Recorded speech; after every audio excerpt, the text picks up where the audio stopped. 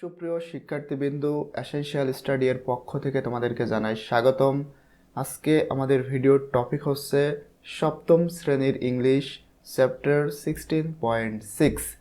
উপরে আমরা 16.4-এ একটা প্যাসেজ পড়েছিলাম, ডায়লগ 2। সেখান থেকে এখানে 5টা প্রশ্ন করা হয়েছে। এখন আমি তোমাদের সাথে এই 5টা প্রশ্নের অ্যান্সার শেয়ার করব। দেখো, প্রথমে নম্বরে বলা হচ্ছে, what is the setting of this scene? এই দৃশ্যের সেটিংটা কি? এটার অ্যান্সারে আমরা বলতে পারি, the setting of this scene is a lawn before the duke's palace. মানে এই দৃশ্যের যে সেটিং, সেটা ডিউকের প্রাসাদের সামনের একটি লনে। লন কি অলরেডি আমি তোমাদেরকে বুঝিয়েছি। এরপরে বি নম্বরে বলা হচ্ছে, how many characters are there in the scene?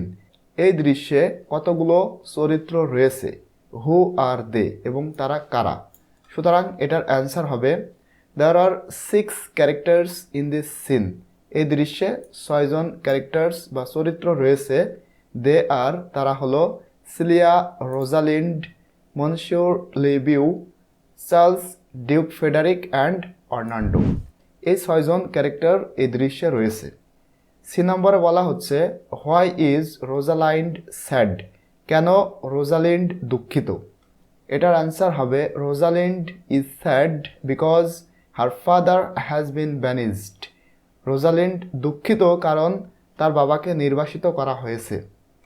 D নম্বরে বলা হচ্ছে, হু আর দ্য রেসলার্স? মানে কারা কুস্তিগির? মানে এখানে কুস্তি করেছিল কারা? এটার অ্যান্সার হবে, the wrestlers are Charles and Orlando. Finally যে প্রশ্নটা করা হচ্ছে, হু ওন দ্য ম্যাচ? কে এই কুস্তিতে বা ম্যাচে জিতেছিল? সুতরাং এটার অ্যান্সার হবে, Orlando won the match. Orlando match জিতেছে।